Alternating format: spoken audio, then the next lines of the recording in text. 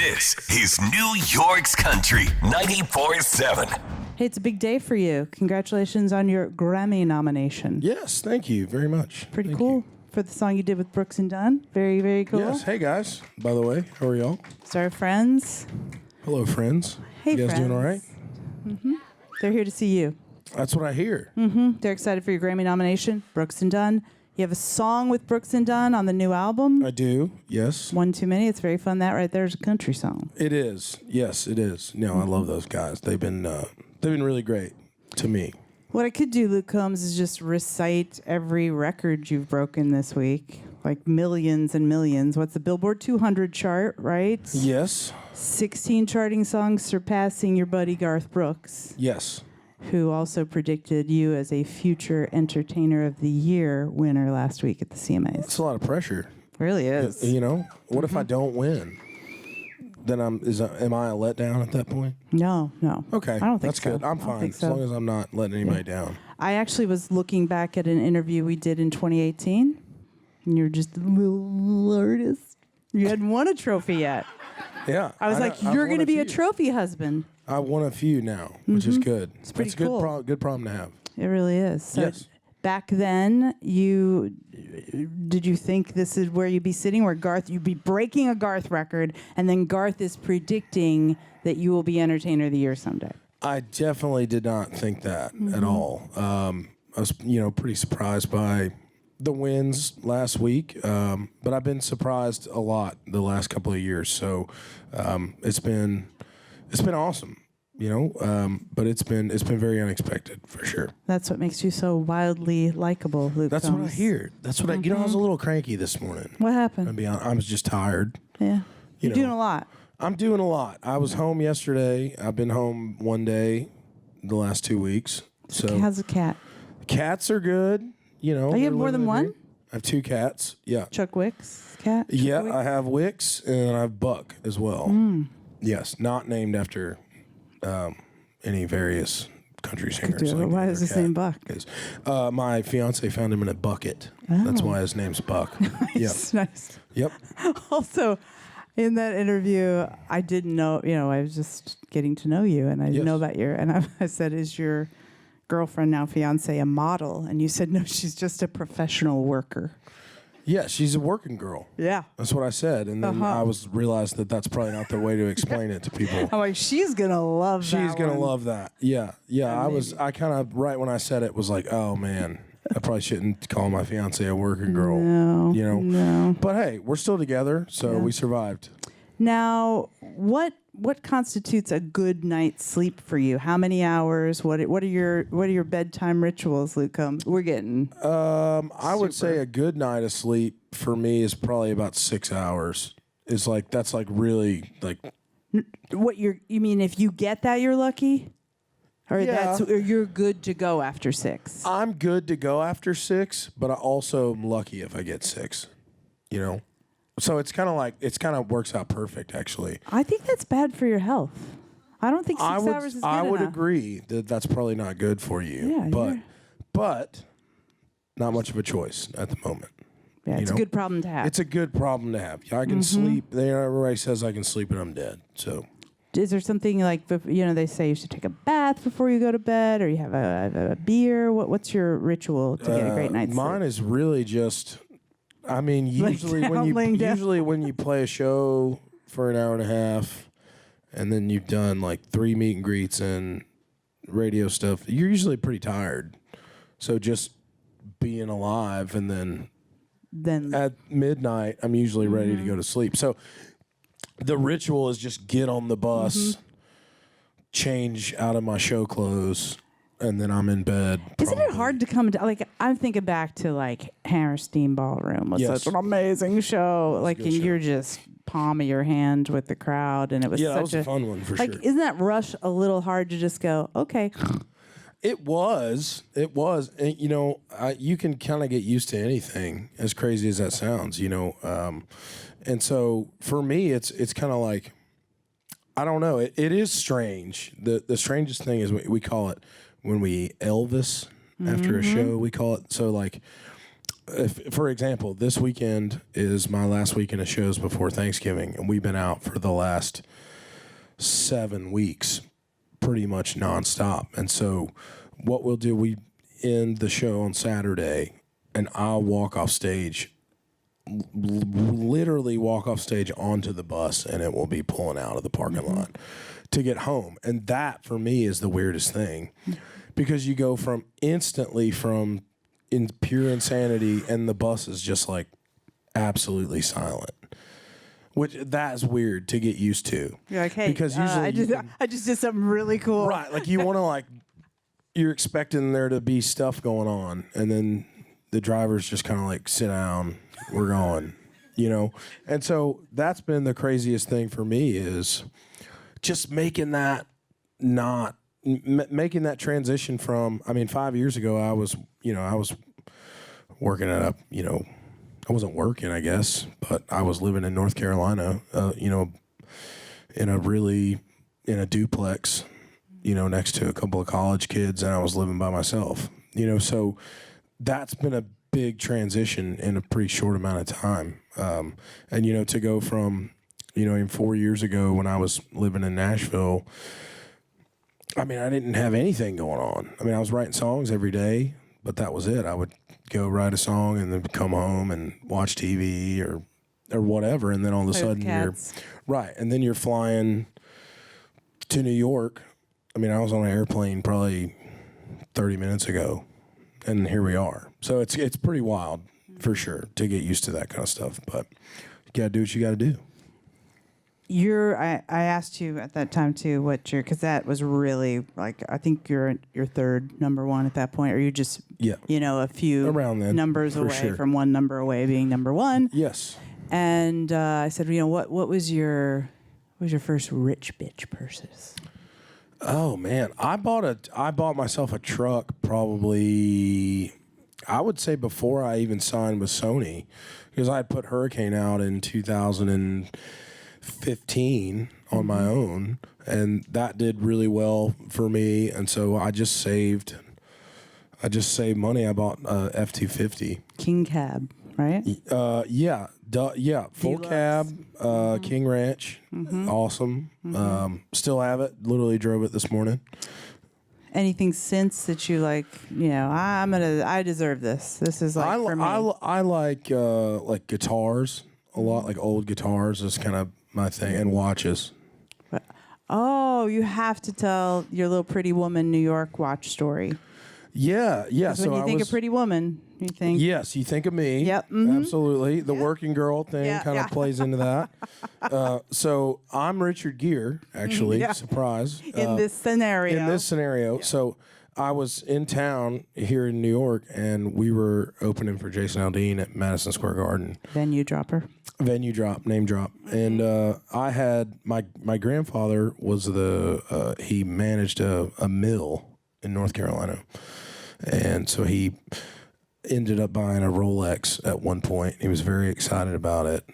Always had it his whole life. He was very proud of having that. And he always would kind of tell me how hard he worked for it, and how much he went through to be able to kind of symbolize, the amount of work and success he had put in to get that. And so I went to a store here in New York. I was like, you know what? I'm going to do it. I'm going to be that guy. I'm going and getting a watch, and I'm getting a Rolex because my grandpa got one. And I went in the store, and I was wearing probably something very similar to what you're seeing me wear right now. And I asked the attendant for this particular watch. And the store, mind you, is very small. It's got to be... Did you get buzzed in?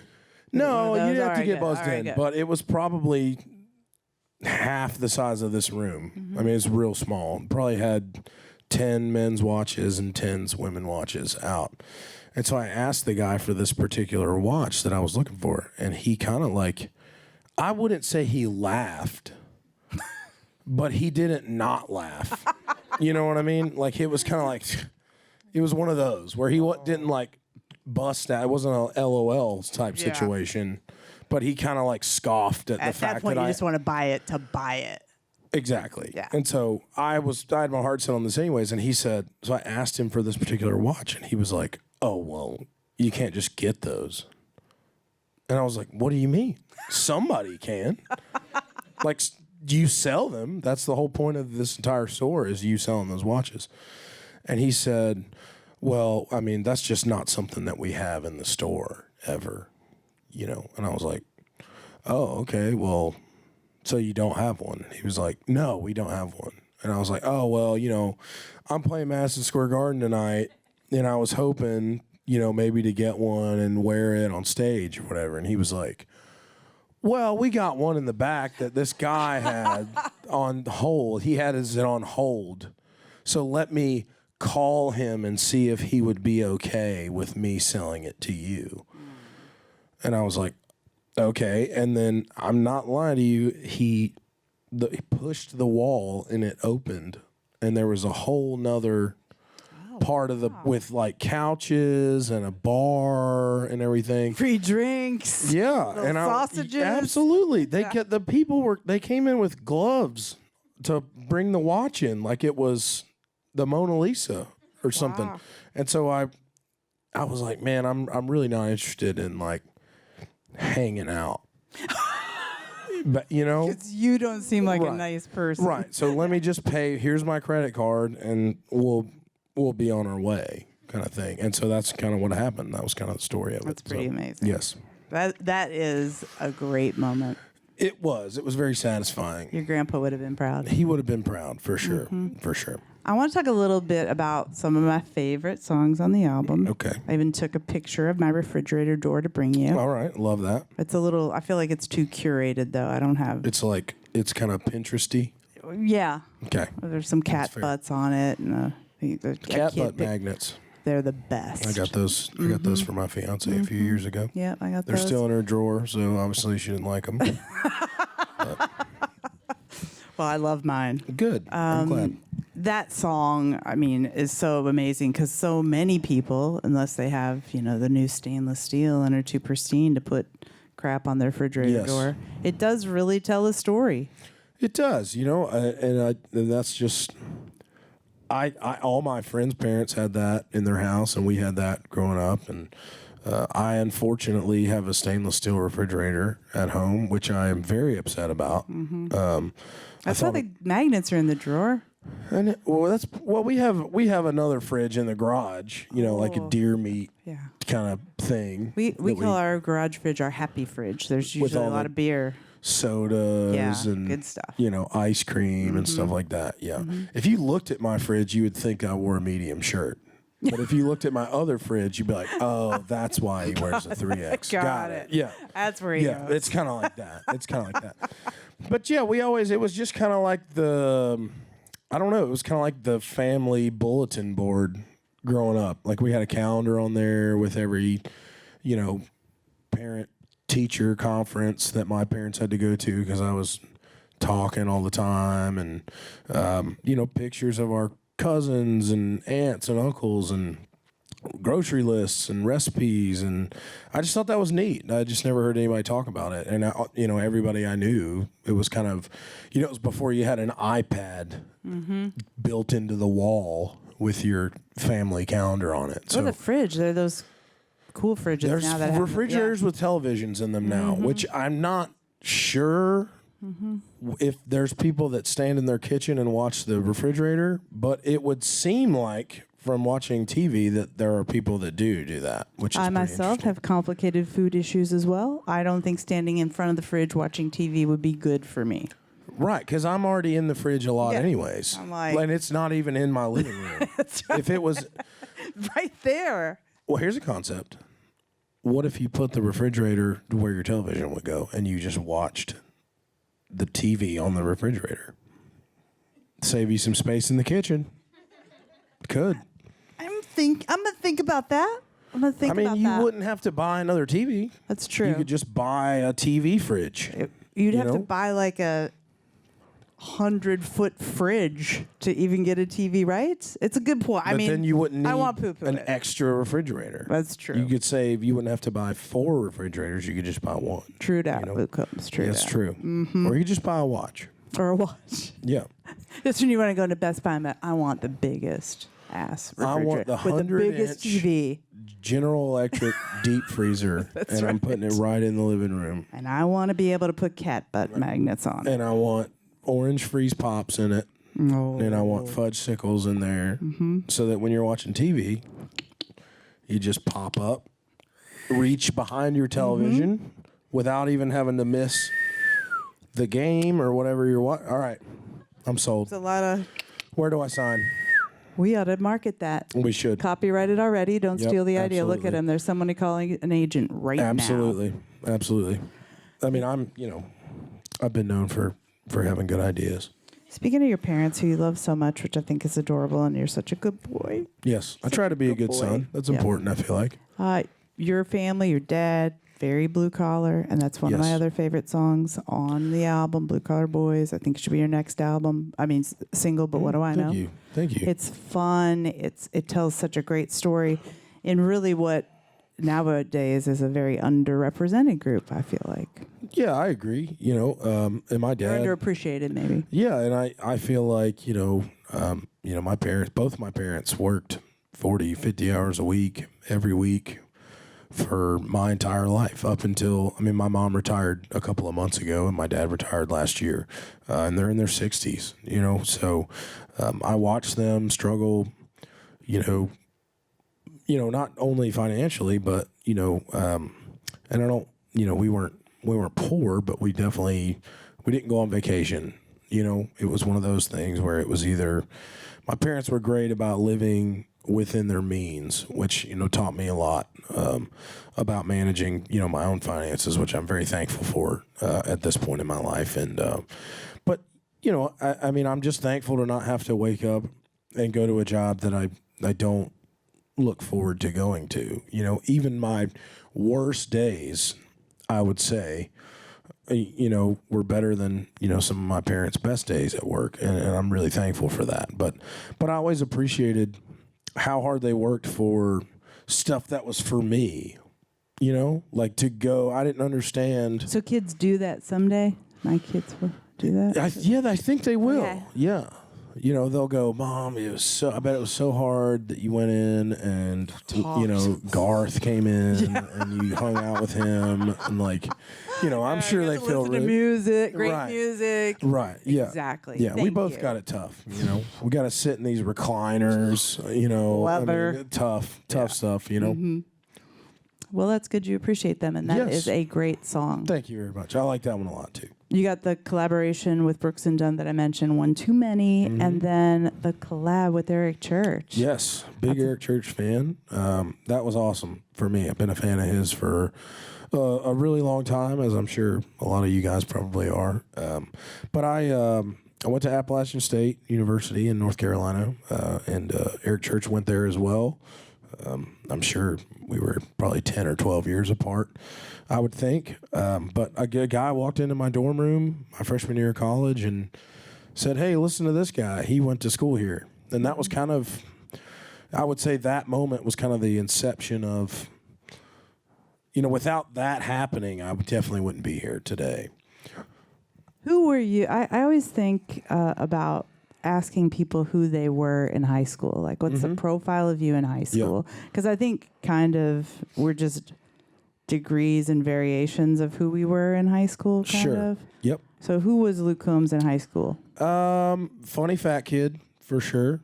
I was, they have the superlatives, which are, like hottest dude, tallest guy. I wasn't any of those. I actually won 2 superlatives. I just told one of my best friends this the other day. I won 2 superlatives. I won best sense of humor and most talented. Those are pretty cool. Pretty good ones to win. But I asked, because when I went into homeroom, there was like a sheet of paper on my desk, and that was like how you would find out that you'd won. And so there was 2 of them on my desk. So I asked the representative, I said, "Hey." The student council representative? Yes, absolutely. I called up my local representative. I'd like to have a moment with my homeroom student council representative. As a tax-paying student of this high school, I demand. So I asked, I said, so they wouldn't let me win both. So apparently you're not allowed to win both awards. So I said, who would win the other, who would win, like who was in second for these. And one of my best friends was the runner-up for best sense of humor. So I picked best sense of humor so he wouldn't win. Wow. That's a fact. I'm guessing nicest person. Nicest person award. I didn't win that one. But I thought that was funny. That is funny. So maybe that is it funny. made sense that but I told him that, I mean, literally a couple of weeks ago. He was like, man, you're the worst. And I was like, yeah. I was like, I know, but you would have done the same thing. He was like, I would have done the same thing. That's awesome. So I didn't feel bad about it. Yeah. I want to ask, we've got tons of questions from the audience. I feel like we might need to get to those. I do want to point out Justin over here because he has 2 broken something. Man. And I said, I do want to tell you. Break your wrist? Do you have a second? Justin, can you come up here 2 seconds? Because I want him to tell you how he got those 2 broken wrists. Yes. What's up, man? Luke How you Combs, doing, buddy? Justin. Talk to me real quick. Come sit on my plush leather chair with me. And tell Luke what happened, because he basically said he has had the worst week of his entire life except for this moment. Oh, man. Oh, yeah, all right, now the pressure's on. All right, yeah, last week somebody assaulted me in my building, and then next day got in a fight with my girlfriend. Next day she walked out. Some other stuff going on, but I mean that's just the best week. Man. Yeah, right there's a country song. In your apartment building? Oh, tell him the story. That's why I brought you up, Justin. Sorry. Come on. Yeah, sorry. Yeah, so it was like 1 o'clock in the morning. You know, I was sitting at my place having a couple of drinks before I go to sleep. Heard somebody screaming at somebody outside, so I went outside to see if I could defuse it. And this guy was like verbally assaulting another person in the building. So I went up to him real nice, trying to figure out the problems, everything like that, trying to work it out with him. He was telling him about bugs or something, and then you made a move. So Did you break your wrists or hands? no, I broke my L4, L5, the outside 4th and 5th metacarpal here, and 5th metacarpal here. Was it? I didn't want to punch him because I didn't want to get charged with assault, so it was just all palm strikes every time he tried to hit me, and then Gotcha. Yeah. Man, well, I hate to hear that. it's been a rough week, man. This is a pretty high point, though, I got to say. Well, that's good, man. Yeah, I mean, here we are. absolutely. Thank you very I mean, things are looking up. You know, when it rains, it pours. Hey. Things are looking up. Things are looking he's up. here all week. Anyway, I thought that was a nice hero thing that he Yeah, did. Absolutely, Very cool man. guy. That's He's like, awesome. ow, not so hard. Look. I mean, not breaking your hands isn't awesome, but you stepping up for somebody that needed you, man. Isn't that That's cool? That's pretty cool, buddy. That was very cool. All right, Gabby from Brooklyn in the house, birthday girl. She wants to know, what is your beer of choice? Miller Lite. I'm a Miller Lite guy. Pretty simple. Nothing. I am from Asheville, North Carolina, which is Beer City, USA. So I'm sure that people would probably be upset that I'm saying Miller Lite, but drinkability. I'm a drinkability guy. How many times I don't want to feel like I'm eating a loaf of bread when I drink a beer. That's right. You know what I mean? I wanna Like eat a loaf sometimes of you bread. have like one IPA and you're like, Yeah. I feel like I just ate bolognese or something. You know what I mean? Like it's pretty heavy. You know. I just got back from Ireland, and that's how I felt about Guinness. I'm like, Oh man, I that's don't a need meal. food. It really is That's a meal. and a half, and you drink it with a meal. Yeah. Of usually like mashed potatoes. Yeah. And lamb Shepherd's pie, and that kind of stuff, Like yeah. real, like not light fare. No, it's not. You know, it is Right. not light fare already. Truly, it's all starches. Oh, there's potatoes. Meat and potatoes. That's pretty pretty much. much. Yeah. How many times do you think you say the word beer on the album? What you see is what you get. Have you counted?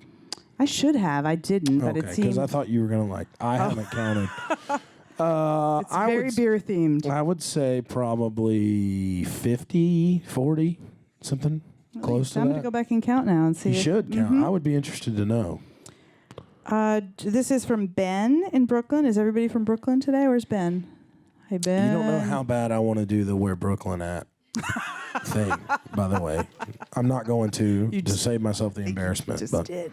but I meant do the like Yeah. Oh, do do the whole the chant. You know, the whole thing. Yeah. Well, why not? It's just a Yeah, hang. yeah. I mean, I don't think Ben would appreciate it. It's his hometown. Ben you know. might join you, That's true. You and then you get Justin in with the hands. with the hands doing the hands thing. All right. Where you All at? right. Where you Yeah. at? Okay. Ben wants to know, which I think this is a really good question. I hope you feel the same. Okay. Do you have any recording session rituals? Oh man, I don't. I mean necessarily. there's nothing that I do like the day of that would be like I need to do that or I'm not going to be able to record. I think I always try to go in with nothing. I know that sounds weird, but when I write a song, a lot of people will write a song and they'll record a little work tape of it and they'll go in and then they do what's called a demo, which is like a half song, if that makes sense. So it's the whole song and you're kind of trying to frame out like, this is what I think it will sound like when we produce the song. So me and my producer, we skip that step because sometimes you get what we call demo-itis, which is you go in the studio and your producer wants the song to go in one direction, but you are so locked into the way the demo sounded that you're kind of like, it's not going to sound good unless it sounds like the demo. And so we don't do any demos. I mean, I don't really have time to do them anyways, but I want to go in and just say, how can we make this song the best? How can it sound the best without any preconceived notions of like what I think it's going to sound like or what instruments or kind of tempo it needs to be at. So I literally go the first time I ever sang it on the work tape, and it's kind of like a blank canvas, for lack of a better, like a piece of tofu. Yeah. You can just kind of taste like whatever you want it to taste like, you know. And you do that, and then the producer says, here's what I think we should do. So you go in, you do the raw vocals, you do whatever. Yeah. And then the producer says, I think we could do a pew pew. Yeah, so like when I write the song, I'll record it on my phone that day, like right when we finish. And it might be 2 years before I end up in the studio to record that particular song. And so a lot of time has gone by, which in my opinion can be a really good thing, because I guarantee if you've ever written a song or if you want to write songs in here, the second you write that song, it will never sound better than that. Because when you're finished with it, you're like, man, this song is so good. And then sometimes when you listen to it 2 years later, you're like, I'm glad I didn't record that day because it's not as good as I thought it was. And so that's been the formula for us is I'll go in, play the work tape for the guys that are playing on the session, and we'll literally just walk right into the recording room. They'll sit down at their instruments. I'll get on the thing. We'll run it 2 or 3 times, and then the next couple of hours per song are spent going, what do we need to add? What's the riff going to be? How is it going to... So it's a pretty involved process, but I enjoy it. Has anybody ever had to convince you, like, of a song we know and love, of doing something you're like, I don't know, and then you're like, that's awesome, or vice versa? Let me think. Probably, but I think Dear Today is one on the album that's one of my favorites, and that is the original work tape at the beginning when it's all... I love So that's the only time I ever recorded that song at the beginning was that literally we took the recording from my phone and put it, and Scott, my producer, really had to convince me to do that. It goes. How long does it go on that? It's a while before you kick in with the second verse, but, before the band comes in, and then at the end it fades back to that original thing. But yeah, he had to talk me into that one. Did you have trouble keeping up with the tenses at some point, or you just... No, I did. I wrote that song probably 1.5 years ago, maybe, and I was in Huntington Beach, California, in a hotel room, and things were getting really crazy. I was probably on my 4th number one. Yeah, that's about when you really ramped up. Yeah, and then things really went. I mean, they were already going fast, and then they started going real fast at that point. And so things were just crazy. I hadn't seen my parents in a long time, and I hadn't talked to my friends from back home in a while. And that stuff starts to wear on you, even if you don't think it does. Even if you wake up every day and you achieve the day, and you can do that for, all of a sudden it's been 1.5 years or, I mean, I talk to my parents every week, but back then it felt like it had been forever since I had talked to them, and I was just, feeling pretty guilty about that.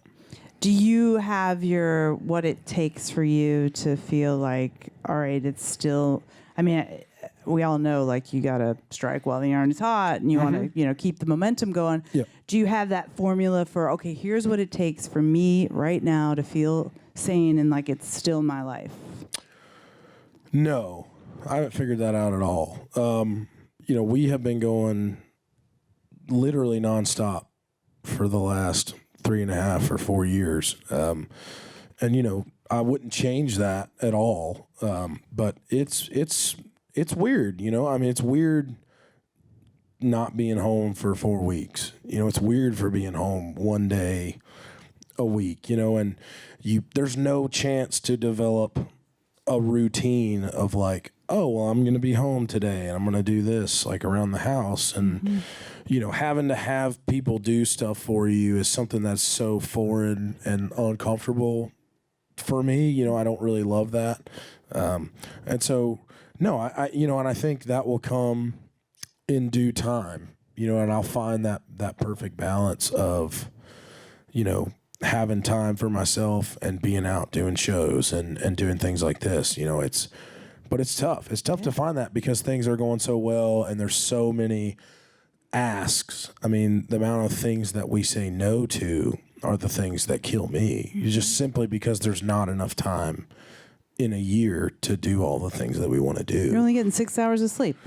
Yep. Yeah, I am. Yeah. I slept for about 10 minutes on the plane, though, so I'm doing pretty good. So that's all you need. Good actually. nap. Solid cat nap. Cat some would nap. say. Mm-hmm. Yep. I have to show you a picture of my cat. He has thumbs. His name is Mr. Thumbs. He has thumbs? Mm-hmm. Like opposable thumbs? Like, can he, pick no, a wrench Katie up Neal and- is convinced that one night I'm going to wake up and Mr. Thumbs will just have He's just his little gonna- paws around my neck. He probably would if he I think could. so. I mean, cats are kind of... You never know. You never know. Nope. You never know. I want to bring up Even Though I'm Leaving, which is out now and on its way to number 1. And It's number 1. is it? It's number 1 right now. Hi. Good research, Currently. Kelly. Thanks. Currently number 1. Yeah. Yes. It's been out, 12? I'm guessing like 12 weeks? 10 weeks. Yeah. And that amount of time on New York's Country 94.7, I was trying to think about how many times I may have played that before the album came out last Friday. Sure.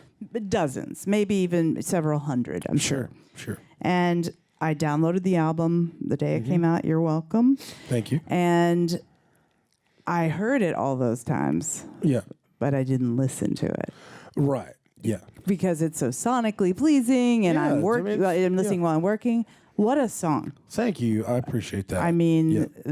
that song thematically is, as I'm a real proud of parent, it's such the. You should be proud of it. Yeah, I'm real proud of that one. And that was I must have wrote that song probably, I'd say 3 years ago. I wrote that song. I wrote it with my buddy Ray, who I write with all the time, and then our friend Wyatt Durrett, who I wrote "Beautiful Crazy" with Wyatt as well. And that was the first song me and Wyatt wrote together. I had written with Ray a bunch of times, and Ray had never written with Wyatt either. And his son was getting ready to go to college, and his only son, and he was telling me, like, I want to write a song so that he knows that I'll always be there for him. And so we got off on that foot, and it just ended up to kind of be something completely, different. I think it's similar a bit to that theme, but it ended up being a thing. And I always say before I play that song every night, sometimes you write a song and you can't really understand what it's going to mean to somebody else until you see it mean something to somebody else. And that is, truly one of those songs that has gone beyond, I think, what we ever thought that it would do. Well, I'm kind of sad I actually did listen to it. Now I can't really get work done in the studio when it's on.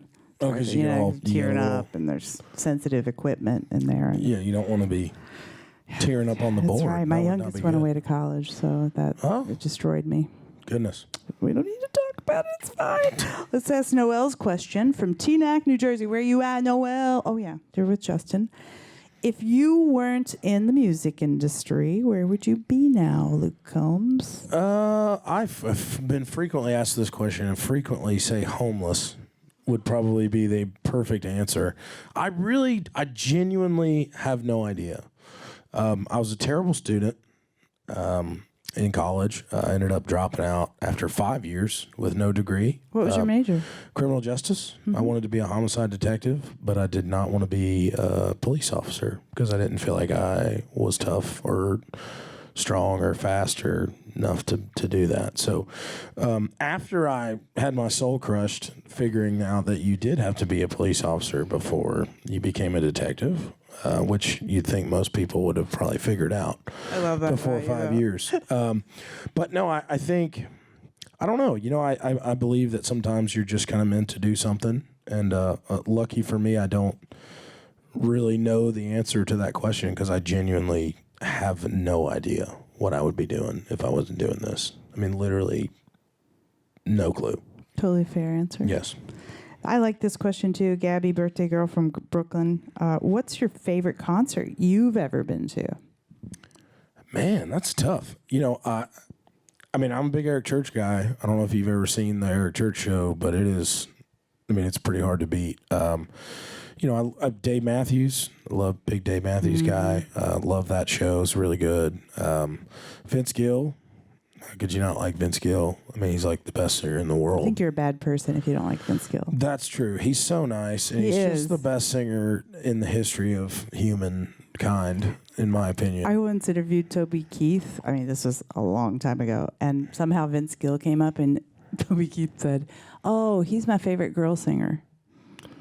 About Vince Gill. Whoa. Killed in the room. It was funny. It was people were like funny. laughing and stuff? It wasn't me. Because I would have ended up with those hands probably if yeah, you said I mean, that. sorry. I don't want like all of a sudden Toby to be beaten up by you because he said it was a. Toby would beat me up for sure. He's like way taller than me and big and strong and stuff.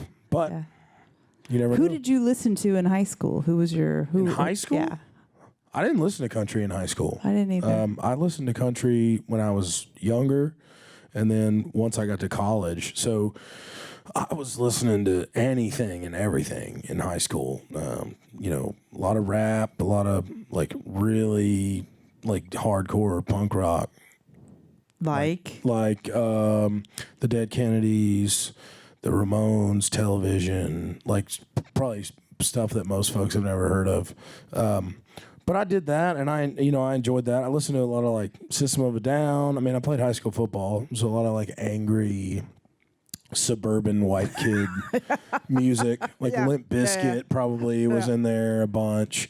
But I think like all people, you know, you kind of got to find out what you like, and I mean, I do still enjoy that stuff. You know, I can't say that I'm driving to the grocery store listening to the Ramones anymore. I certainly used to do that, but now I've, you know, I kind of just like everything now. You know, I think there's always kind of been this stigma, I think, of country music that like it's not cool to listen to. I'm not sure why there are people that think that, because I think it's obviously awesome. It's what I do for a living.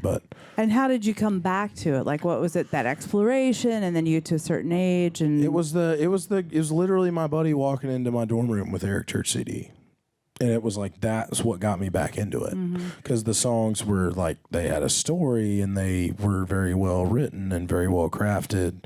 And then, you know, once I saw the live show a couple years later, I was sold, and I.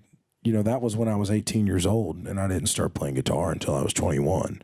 And so I had, that's crazy. It's pretty crazy. Yeah. I'll be 30 in March, which is weird also. So, yeah, it's been an insane 8 years.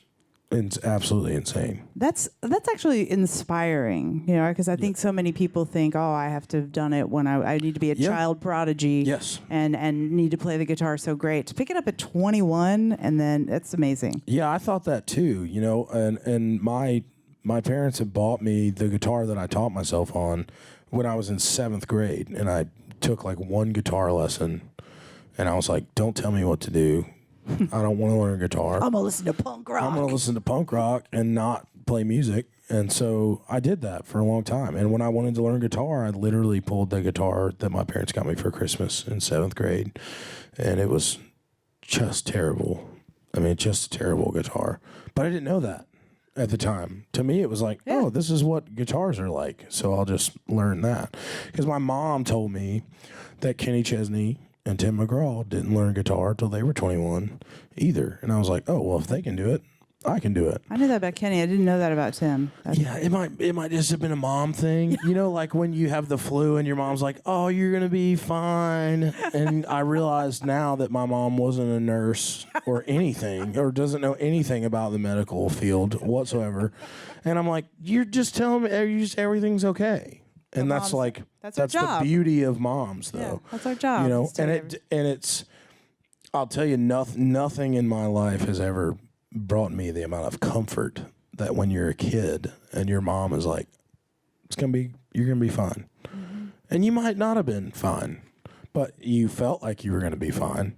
And I certainly did. So my mom told me that and I was like, oh, so maybe she was just being nice. I don't know. Maybe she was like, yeah, you know, Tim McGraw was 20. How old are you? 21 when he learned to play guitar but you're too. You're going to be fine. Yeah, but you're going to be good. You're not going to like fail out of school and let us down and everything. And luckily I did not. I was very worried about that for a while. What am I not covering? Do you have any questions for me or the audience, Luke Combs? I don't. You know, I think you covered it. I do too. Pretty well. Good questions, by the way. Yeah, good people. Good questions out there. Good people. Thanks for coming, by the way. It's like the middle of the workday, so I do appreciate you guys being here. You're going to get to hang with them, too, a little. Yes, that's what I hear. It would be great, since our listeners are so amazing, to end on, like, what New York has meant to you and the New York listeners and country radio here as you have risen up. I've always been enamored with New York. Like, I grew up in, I didn't grow up necessarily like in the sticks, you know, but I grew up in a really... You said angry white suburbs. Yeah, angry white middle-class suburb of Asheville, North Carolina, which is a very small city. And so I remember the first time I came here was when I was in high school. I was in 10th grade, and I came here on a high school chorus trip. And we stayed, you know, really close to Times Square and, you know, just very touristy view of New York. But I've always just appreciated, it's like there's this freedom to being here, which I feel like sometimes I can't get in other places now because I am at this point in my life and career where I'm very recognizable. It's hard to not recognize the 300-pound guy with the neck beard in the store, and then you're like, oh, that's the only famous guy in the world that's 300 pounds with a neck beard. You know, and so being able to come here, it's one of the few places I think right now where I can genuinely go and feel like I can kind of turn it off a little bit, which is what I love about it. You know, I can just blend into the mass, you know, and that's something that I don't get to do a lot. You know, if I'm here and I want to go out and get dinner or get a cup of coffee or get a bagel or whatever it is, like I just go do it and I don't have to think about it. You know, and sometimes when I'm home, because I live in a pretty small town now, and so it is tough to go do things because you know, like I said, I'm right now at this point in my career, I'm a recognizable guy, and I live in a place where people know that I live there, and they expect to see me around, and they know what I drive, and they know where I live, and all those things. So, being able to be here is kind of like it's a place where you think that you wouldn't be able to you know, it's so much chaos going on all the time. The horns and you're almost in a wreck like every 10 seconds, you know.